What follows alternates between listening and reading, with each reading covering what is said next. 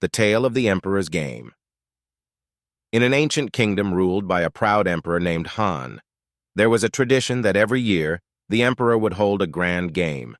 The winner would earn gold, titles, and fame, but the catch was that the games were designed not only to challenge strength and skill, but to test cleverness and cunning.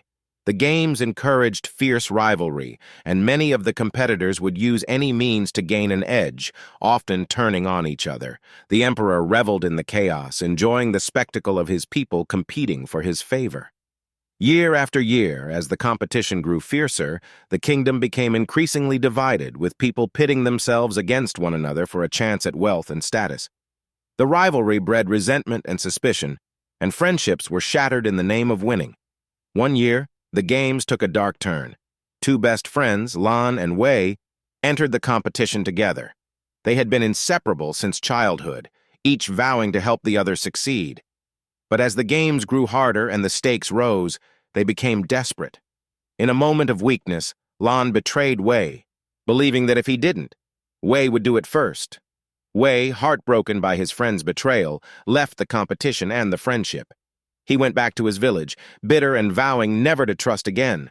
As the years passed, the emperor continued his games, oblivious to the bitterness spreading through his kingdom. Communities became fractured, families torn apart, and alliances crumbled. The spirit of camaraderie and unity that had once held the kingdom together was eroded by endless rivalry. One day, an old advisor who had watched the games for years approached the emperor.